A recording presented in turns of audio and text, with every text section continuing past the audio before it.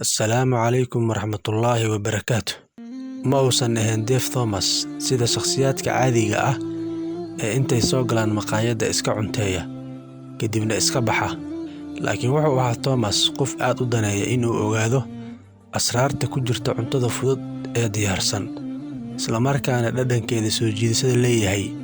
Wuxuuna inta uu dhalinyarada ahaa xoogga saaray barashada qaabka loo kariyo cuntada fudud.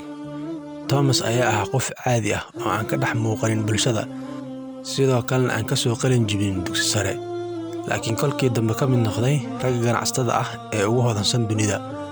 Wuxuuna caan noqday kadib markii uu aasaasay maqaayadaha silsiladaha ah ee lagu magacaabo Wendy's, kuwa oo maanta faracyadooda ay gaarayaan 6,000 oo farac, isla markaana ku kala yaala dunida daafaheeda oo idil.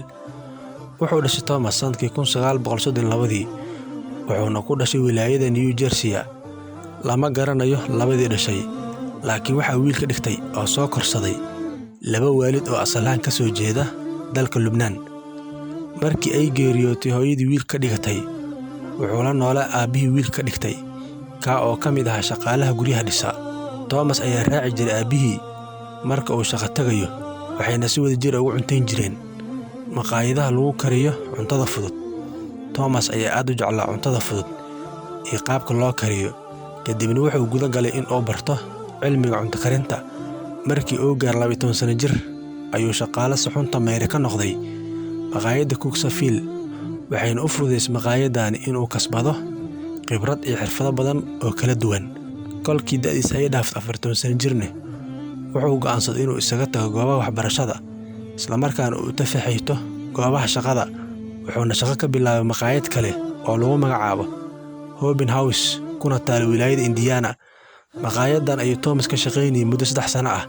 18 sano jirkiisana wuxuu ka mid noqday ciidanka, asigoo shaqadiisa ahayd kushiinka. Wuxuuna maalin kasta cunto u karin jiray ciidan tiradoodu kor u dhaafayso 1,000 askari. Thomas ayaa ku soo laabtay kolkii dambe maqaayaddii Hobin House, wuxuuna ku qanciyay milkiilaha maqaayadda inuu iibsado faraca maqaayadda Kentucky ee ku yaala wilaayada Ohio. Sababtoo ah maamulaha faracani wuxuu ku guuldareystay inuu faracani maqaayadda Kentucky gaarsiiyo guulo mug leh. Thomas ayaa ku faan haddii uu iibsado milkiilaha Hobin House faracani ka fashilmay maqaayadda Kentucky, isla markaana asiga loo dhiibo inuu gaarsiin doono guulo mug leh. Waana dhacday sida uu saadaalinayay, oo intii faraca Kentucky laga iibsaday ayaa asiga maamul looga dhigay, wuxuuna gaarsiiyey meel sare. Halkaani markii uu soo gaaray Thomas ayuu dareemay inuu leeyahay awood uu ku abuuran karo mashruuc ganacsi. Wuxuuna ku dhaqaaqay sanadkii 1969 aasaasidda maqaayad oo magac uga dhigay Wendy's, taa oo uu ka furay dhismo uu iska lahaa mid ka mid ah saaxiibadii. Wuxuuna ahaa dhismaha guri duq ah oo la dhisay kol hore. 20 sano gudaheed ayuu Thomas ku abuuray 4,000 oo farac, wuxuuna 80 aad ugu faa'iidaystay xayeysiin oo u sameeyay faracyada maqaayadiisa, taas oo keentay in Thomas maqaayadiisa uu helo macaamiil badan. Thomas ayaa geeriyooday sanadkii 2002, wuxuuna ka tagay hanti badan iyo tiro badan oo maqaayado ah oo gaaraya 6,000 oo farac.